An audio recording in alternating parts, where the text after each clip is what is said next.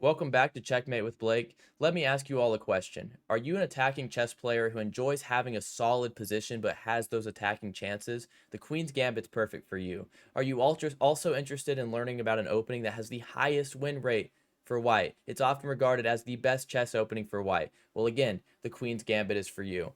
What I have pulled up here is the database. What this shows is what often are regarded as some of the best moves. However, you got to kind of be careful when looking at this. Of course, I do have it on Master Games, but for example, A3, which has only been played 169 times, has a 54% win rate, which is obviously higher than the Queen's Gambit, but it's not, because if you know how to play against a sodium attack, for example, or know how to play against the Grob, these are horrible openings. I would not recommend them. So again, if you're looking for a solid chess opening, and we consider more of the solid choices over here, D4 is played the second most, and obviously notice how many times it's been played, a significant amount of times at the master level. But again, there's a reason that masters choose to play this. Now, obviously, we're talking about D4 and E4. We're not talking about the exact opening, but the Queen's Gambit is this opening here, where after they play E5, just contesting your center, you play the move C4, gambiting a pawn. If you're not a beginner, stay tuned for me because I'm going to go with a lot more complicated concepts in just a second. But if you're a beginner, the reason that you would play the move C4, it looks like you're gambiting a pawn, and you are.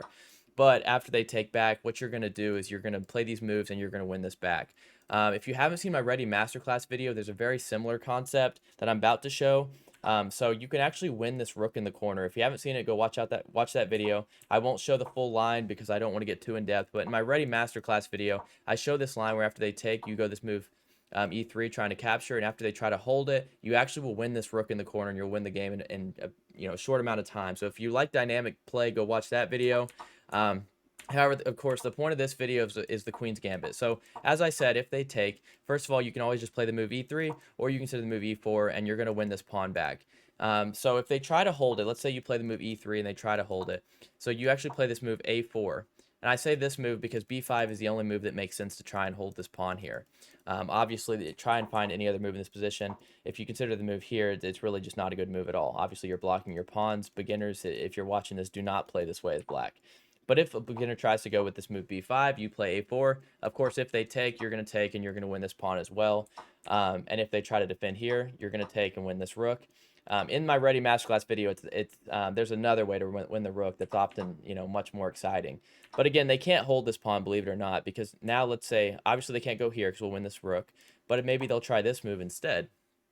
You'll take here, take again, and you'll play this move, Queen F3, and you'll actually win the rook in the corner this way. Notice now there's no way to protect it, because if they try and move any of these pieces, you're just going to take them, and you're going to win the rook. Or at least win some of these pieces. I mean, you're going to win quite a bit of material in the opening. So really, the Queen's Gambit accepted, which is this move takes, is a playable move. But again, as I showed, they really can't hold this pawn very well. It's going to be really challenging for them to try and hold it. So generally, most people actually don't accept the Gambit. I'm curious to see if they accept the Gambit, what the win rate looks like. Yeah, as you can tell, black actually wins slightly more, but it's much more complicated, and it's not played nearly at all. So I won't go super in depth with this move of takes, but obviously, especially as a beginner, you'll understand, even if you didn't win this pawn back, the point I'm trying to make too is even if you didn't win it, like let's say this move B5 actually worked. Even if B5 worked, you have full control of the center and your bishops are already open. So you're going to have a great attacking game. So even if they could hold it, which they can't, but if they could, you're going to have a great game anyways. But I have some lines I'm going to cover. There's a few openings that you just really have to know. Again, now if you're more advanced, you can kind of tune back in and learn some of these. Obviously, in this position, like I said, most of the time they're not going to trade it. So they may try this move, E6, which is actually going to be going into the Queen's Gambit declined. That's what it is. You decline the Gambit. Now we play this move, Knight F3, just protecting our center, adding a piece, just attacking the center, which is also why the Ready's so amazing, because you're going to get this position very often. If you watch my Ready Masterclass again, you'll see this position is present in that video. Now they play the move here, Knight F6, again, just protecting the center here and developing. And here you have a few options. You can play Bishop G5. However, the move I recommend is actually to go with this move Knight C3. And we're kind of baiting them into this attack, which is the Rogozin defense. And the reason we're wanting them to play this move and pin our knight, we encourage them to pin our knight, is actually because we're going to pin their knight with Bishop G5. Bishop G5 is a little a little complicated, so I'm going to try and explain this. I'm realizing I don't have the engine on after this, but these are all the best moves. I'll pull the engine up for the next analysis part of this video, since I'm still in the Explorer part.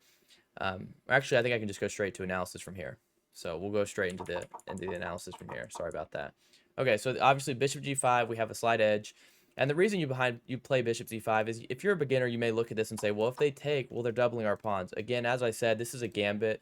And worst case scenario, like let's say they play a random move, you could always end up just taking, and now you don't have double pawns. And again, if they take at any point, again, you're going to win this pawn back and they're not going to be doubled. So don't worry about the doubled pawns. But the reason that you encourage them to try and exchange down here is because after they exchange down, for example, your bishop will pin the knight to the queen, and so you're going to have a great attacking game, and they're going to have a lot of trouble actually getting this bishop away, because if they ever play the move h6, well, you're just going to go back to bishop h4, and again, if you're a beginner, even if you're an intermediate, you may wonder why we would encourage this, because you may look at g5. G5 is a super weakening move. I was actually talking to my friend the other day, and I was trying to explain why this move, this exact position actually, why bishop g5, or pawn g5 is so bad.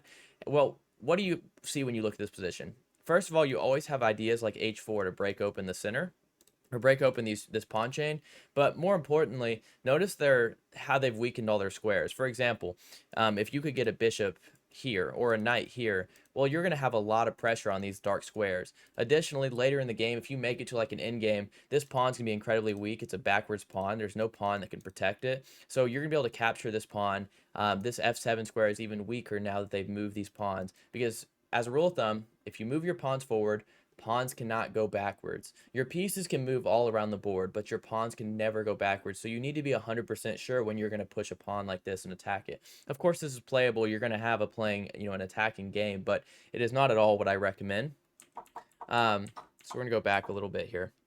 So let's see. We'll go back into this line here.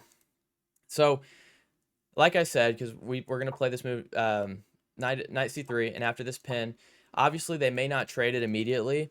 They may try this move h6 now. Well, you just go back, like I said, bishop h4. Obviously, it's 0.00. It's completely even, but you're again trying to bait them to taking this knight.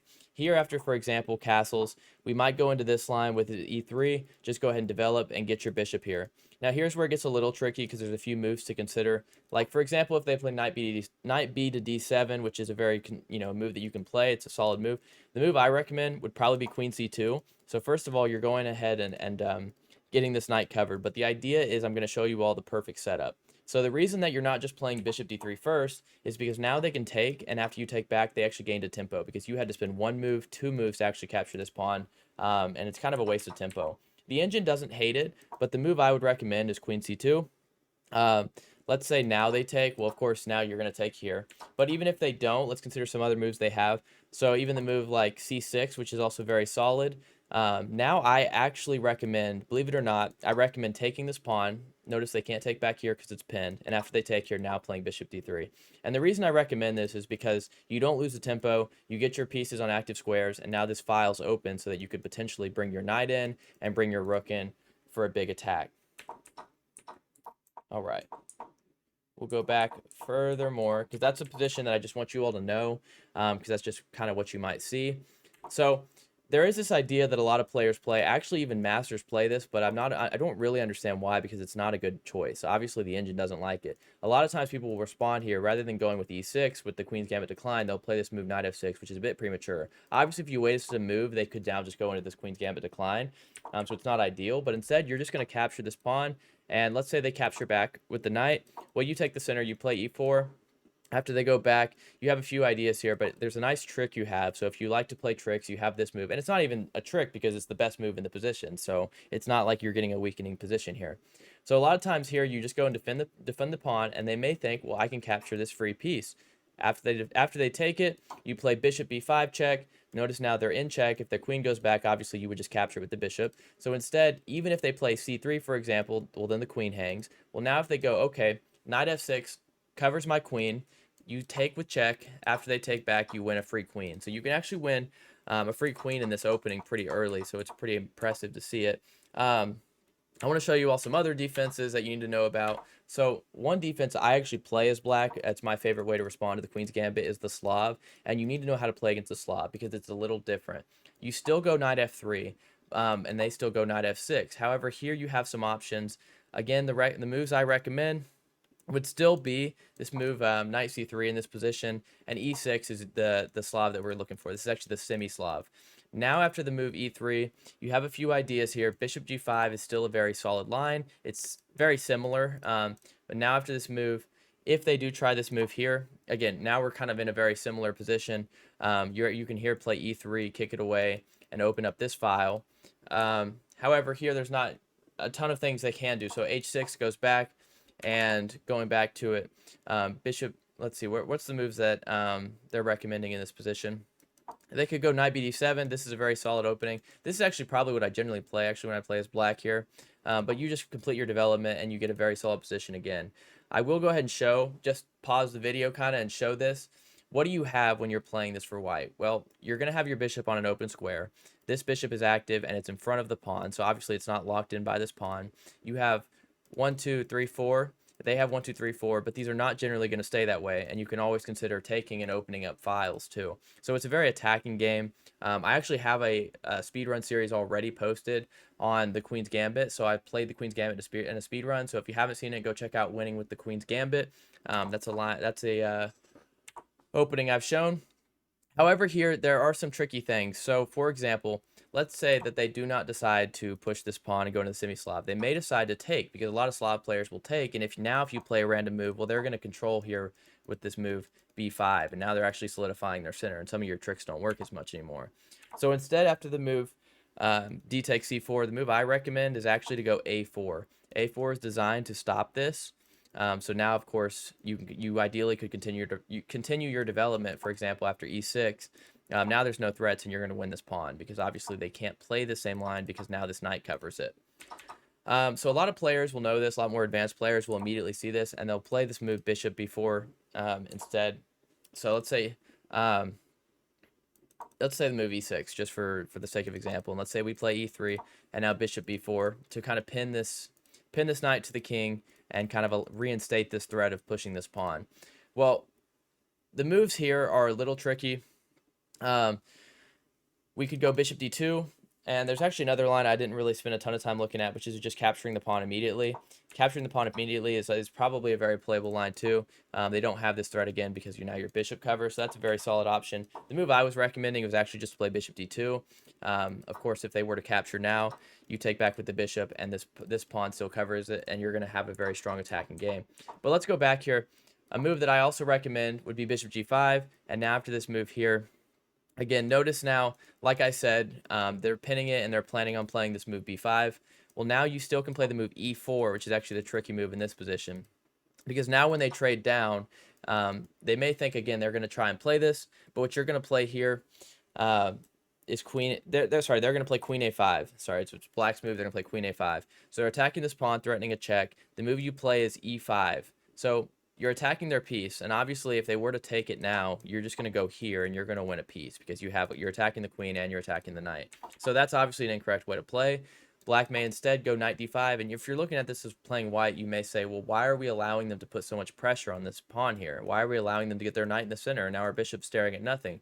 Well, you actually bring your bishop back to d2, and now after the bishop's on d2, if they capture here, you just play this move, queen c2, and you're going to win a piece, because obviously if they were to move it anywhere, you're going to capture the queen. So you're going to win this piece. Let me see what other lines I have for you guys, because I want to make sure I'm covering all of them. We'll go back to the starter position here. So that's how you play against the semi-Slav. That's how you play against semi-Slav when they go the full semi-Slav versus just playing the Slav in that line where, as I shown just a second ago, where they pin. There are some other ideas here, though. You may wonder, too, for example, after the move knight c6, you can capture, and after they take back, don't rush with this move, because now they're going to capture because the knight defends it. So instead, after you play here, the move I recommend is knight f3. Knight f3 covers the pawn here, and the move they're going to play Sorry, my mic cut out, so I have to go ahead and reset this a little. But after this move, e5, trying to play an attack for the center here, you go knight c3, you have to attack the queen immediately. And after they play this move, bishop b4, because a lot of advanced players will, because they'll see they're going to pin the knight. For example, moving would be a mistake, because now you can play d5 and you're gaining a strong advantage. Obviously, you're at 1.5 according to the engine, or 1.4. But so instead, they're going to play this move, bishop b4, you're going to go bishop d2, and obviously you have a very playable position. It's perfectly even. However, you have a lot of attacking chances, because also notice, of course, you're still attacking the queen. They have to deal with that, and they can go down this lines of trade, and you have a very solid position. Of course, they can't take now because you have as many defenders, but also you are threatening. For example, if they play nothing, you can first of all just take this pawn, and if they queen trade, it's in your favor because your rook is on this open file.